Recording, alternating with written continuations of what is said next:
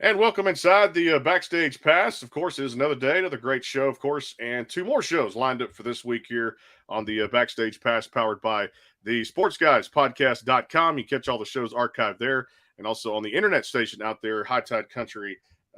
.net. We had 22,000 listeners just last month out there on internet radio. So we appreciate you guys tuning in. And of course, thanks to our friends at Bangtail Whiskey and of course our friends over at Honky Tonk, Texas. Well, I appreciate my guest a lot today because I'll tell you what, she's gone through battles and then some to continue to claw, scratch, and climb to the top in country music. Pleased to be joined by Miko Marks here on the show. Miko, how you doing? Thank you for having me, Brandon. I'm doing so well these days. I can't complain at all. Things are looking up for me. No doubt. I love this album too. We're going to get into that and talk about a lot of the great songs out there. But talk about your story because I love the town of Flint, Michigan. I think it's one of my favorite towns. I've gotten to kind of pass through it there too. Raised by a single mom, music was always something very important for you. Talk about that story a little bit and the connection for probably not just country. I'm sure a lot of genres of music. Growing up in Flint, I grew up there. I'm an age myself, but I grew up there when it was thriving, when the automotive industry was there. Like my mom was doing well. She worked for the automotive industry. My family, my huge family was doing well. And it was just a place that it was like music was around everywhere. We had Motown, we had blues. One of my cousins is Lattimore, blues singer. Mm-hmm. We had Stevie Wonder down the street in Saginaw. It was just a really rich place for different genres of music. Even soft rock was like one of my things. I just was really influenced by my grandma early on with country music because she moved from Michigan and a big part of our family was from Cleveland, Tennessee. So they brought the music with them. And so I was just a 3-year-old listening to this music and was really captivated by the storytelling. Mm-hmm. It was just like, Loretta Lynn would take you on this journey. And it was just so, it just stuck out in my mind and in my heart at a Mm-hmm. little age. I didn't know why, but I was like, oh, I like this. And then some of my family was like, you like that? Mm-hmm. Because we grew up gospel, the Motown, the R&B, but I was fortunate to have some people along my road that were exposing me to different kinds of music. Like my second grade teacher, she got me piano lessons and I learned how to do classical music. I mean, Mm-hmm. I was just a little kid, but something about, I guess, what they were seeing in me made people take an investment in me, and it just really shaped my music that you hear now. Talk about this too, because I love it.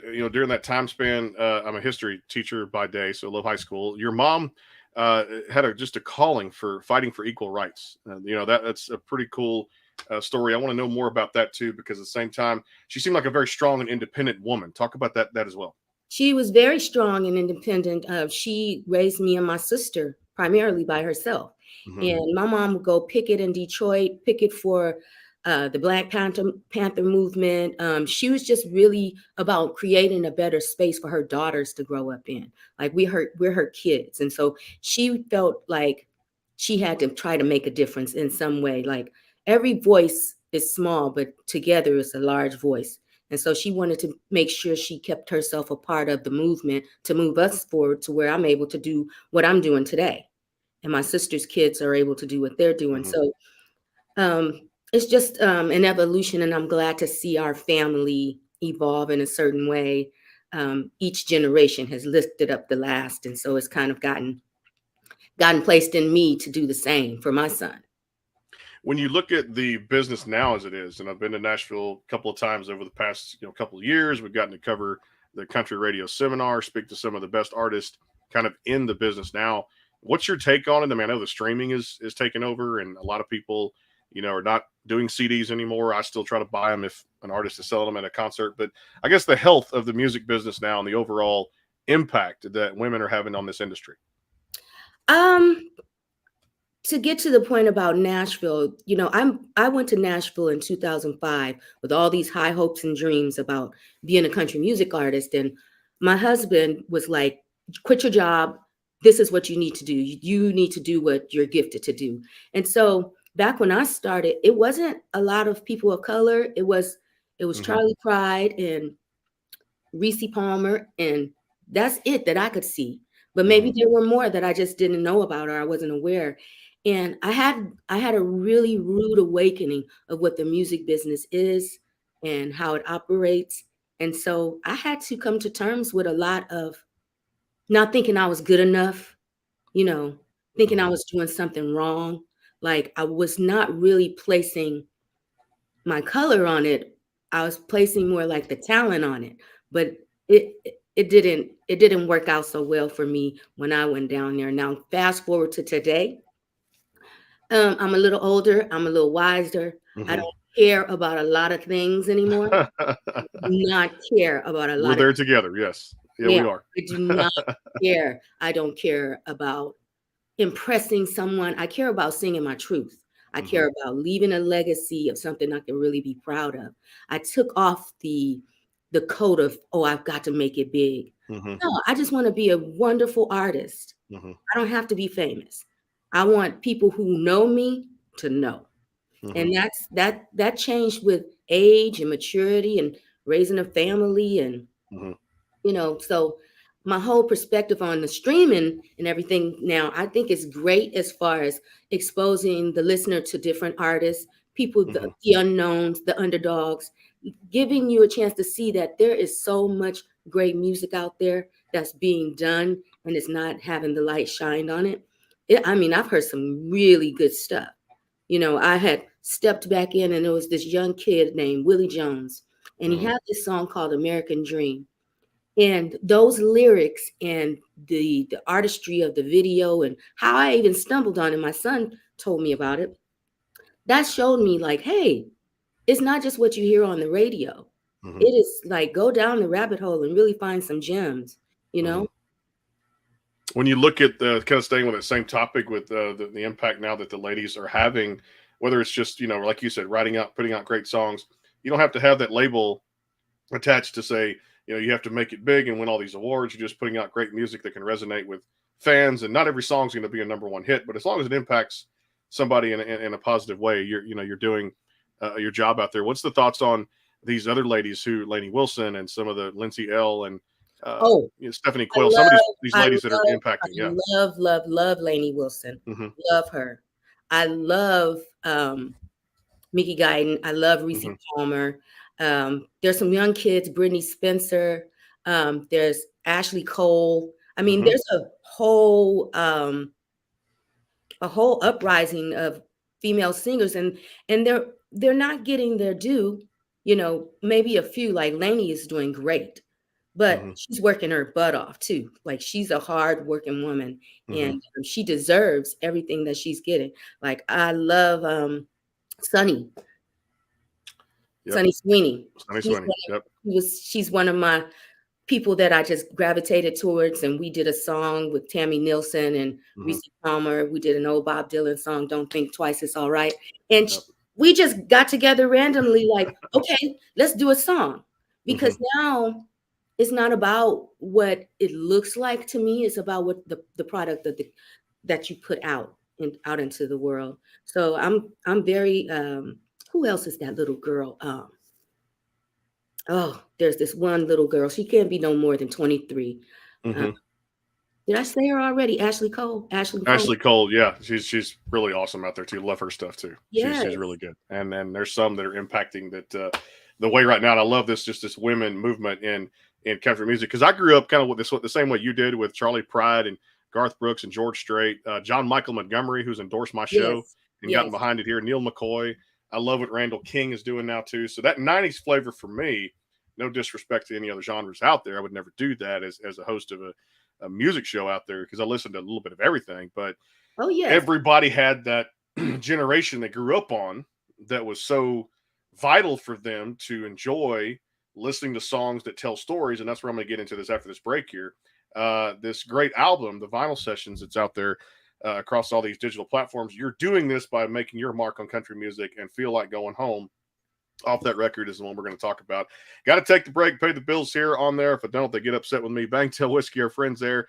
And of course, Honky Tonk Texas. It is the Backstage Pass, powered by the Sports Guys podcast.com and, of course, hightidecountry.net. You can hear us out there on internet radio. More with Miko Marks. It is the Backstage Pass. Stay tuned. The Bangtail pour is comprised of a sweet corn mash base.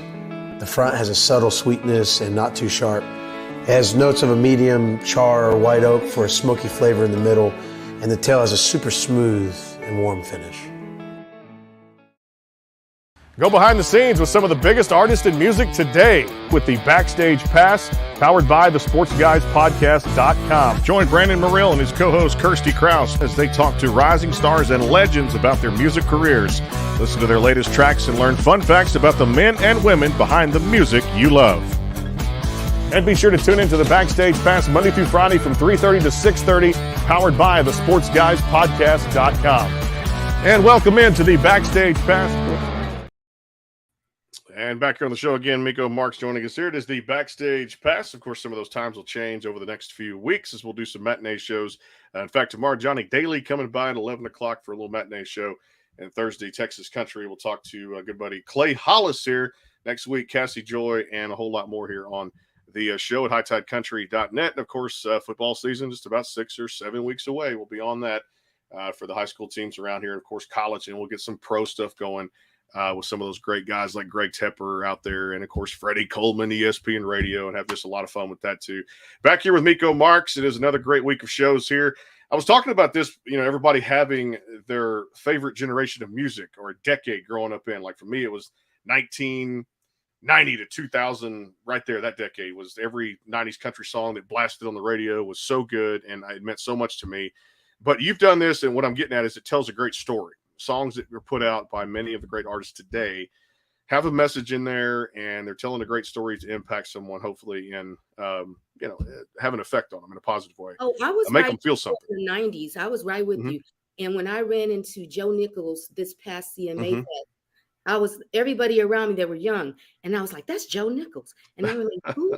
How do you know him?" These young kids. I'm like, "This guy, tequila makes her clothes fall off." Yep. I was just, yeah. So 90s was also a very strong place for women in country music. You had everybody just putting out banging hits. Trisha Yearwood, Faith Hill. You had many of them, yeah. Yeah, you just had these powerhouses, though. There was Michelle Wright. It goes on and on. It goes to Take It Like a Man, to all the great country singers there. Mary Chapin Carpenter, and of course Sarah Evans, and a whole lot more. Yeah. Yes, Sarah Evans. Yes. Jody Messina, who's making a comeback. She has been like a thread in my career. When I first started out, I would cover her songs so much. I would cover Faith. I would cover Trisha because I played at this little country bar. It wasn't little. It was like 2,000, 3,000 people every Friday night. And I'd get to play like a 40-minute set, like right before the main act. And so I padded my songs with those great artists from the 90s. I did. I padded my set. Well, I can feel a lot of things in this record, and I want to get to the vinyl session, our vinyl sessions, which is out there across all the digital platforms for you guys to check out now if you have not already, to go stream wherever you download or listen to music. Feel Like Going Home really set the tone for this record. You felt like you put so much emotion, at least I felt it, so much emotion into these songs and so much truth, and maybe a little bit of that dare, risk-taking, a lot of cool things with ancestors and peace of mind. Let's talk about the body of work as a whole with this album and the songs that really, it's got a little bit of everything in it. Well, the body of work is built off of more than just me. I have people that I work with, Steve Wireman, Justin Phipps at Red Tone Records, and we all create and we bring things to the table, and we're all kind of like-minded. So everything happened really organically. Like Feel Like Going Home was about a return to myself for me.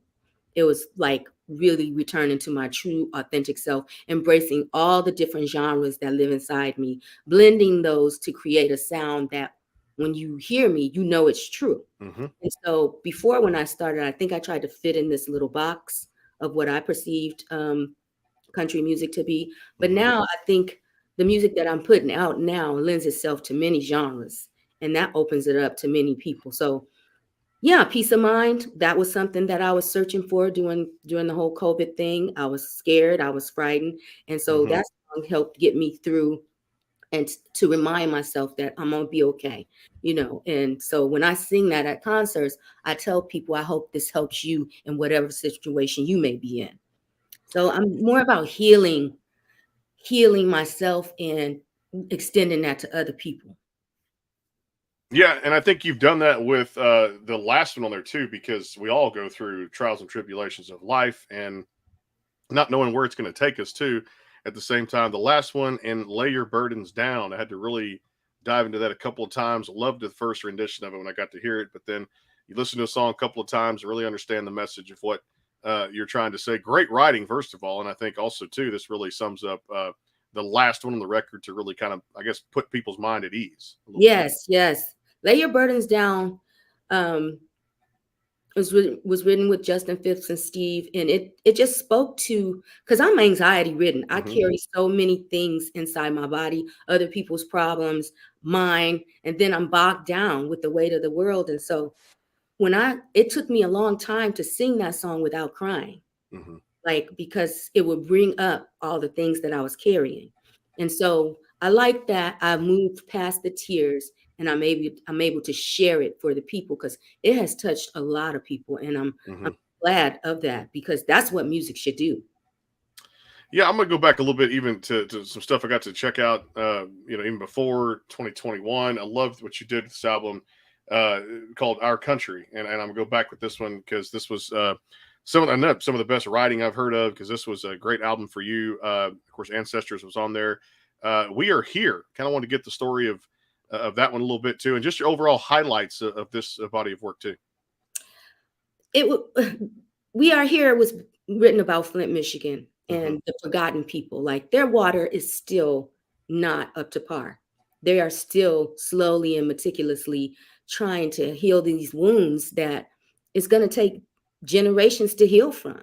And so I wrote that song because I wanted to shine a light on my city, and kind of cry out to the world, or to whoever was listening, like, this problem still exists. These people are still hurting and dying from lead poisoning, Hmm. and so that was one that I really felt strongly about putting on the album. And then Steve and Justin helped me to cultivate the music Hmm. around the song. They're my producers.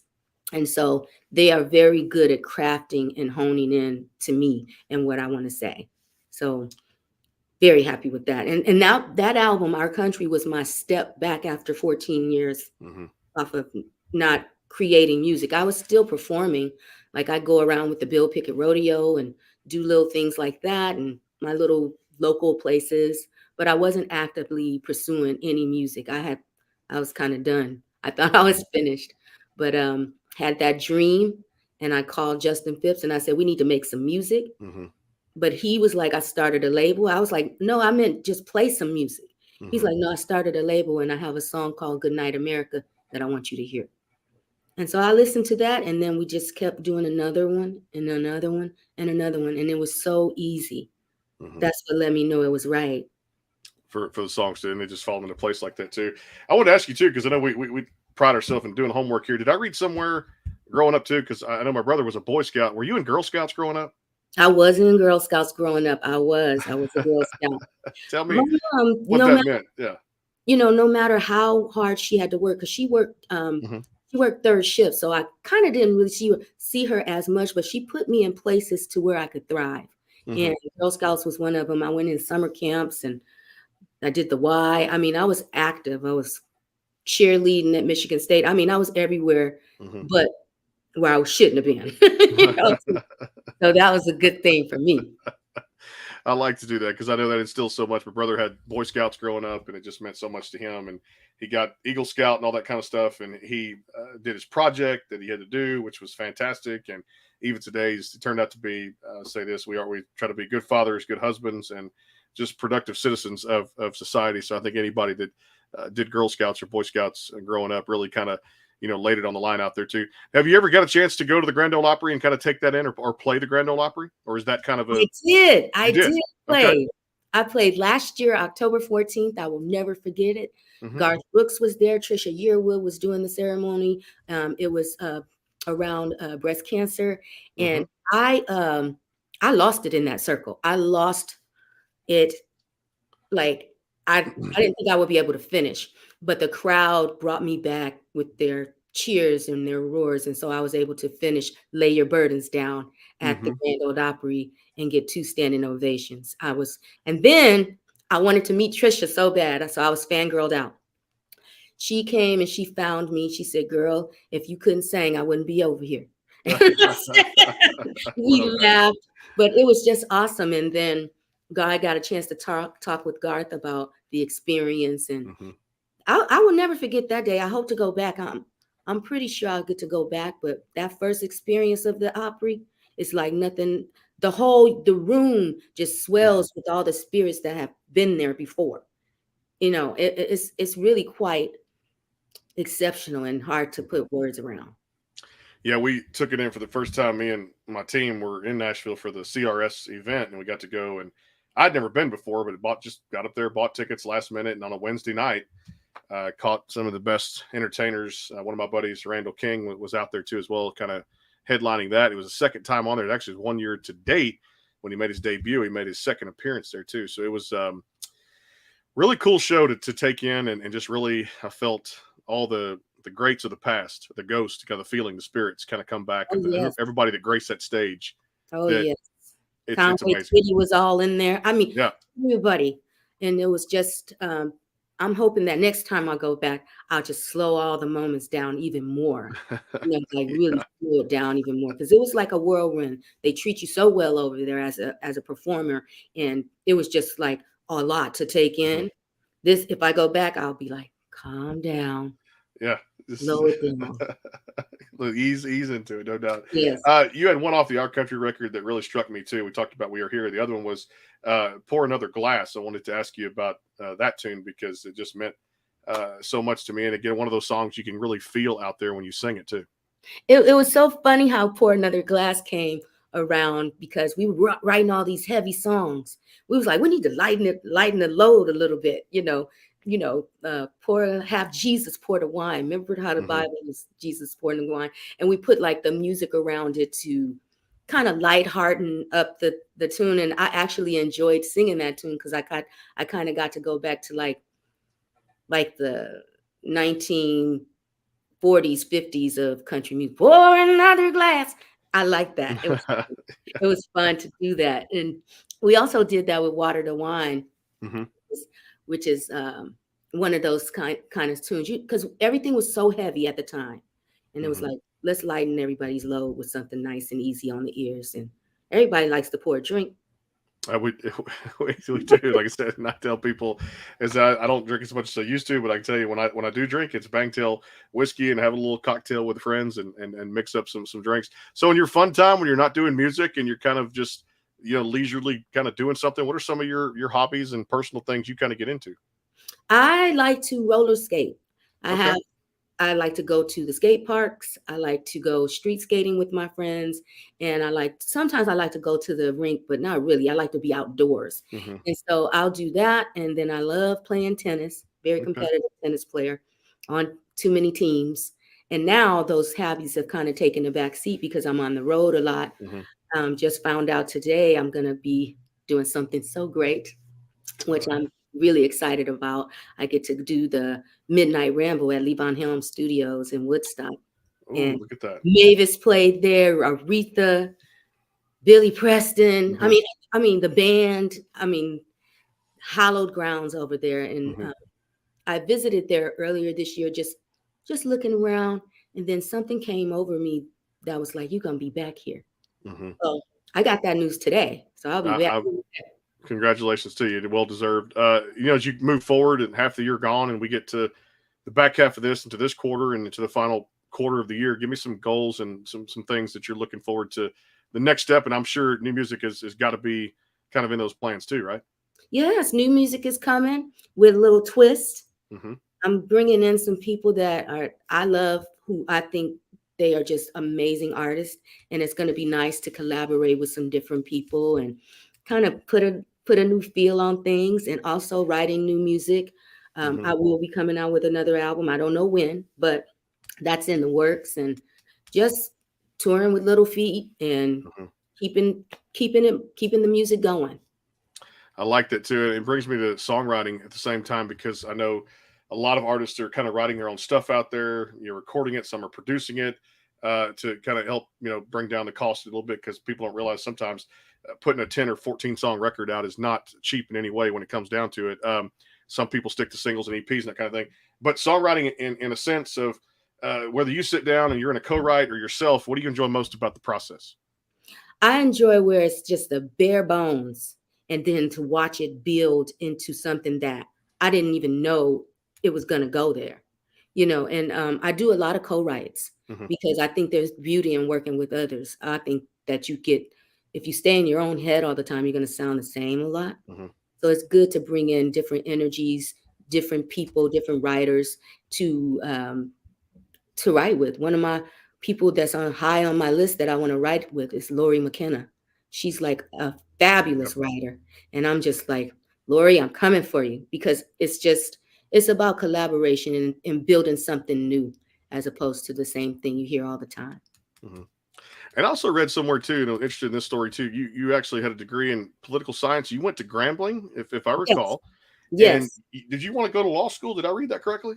I did. I thought I was going to be this little criminal justice lawyer and fighting for the people. I really had dreams of that. But when I got into the nuts and bolts of what that entails, it was disheartening, and I didn't think I had the stamina for that. I'm an artist, that was going to age me.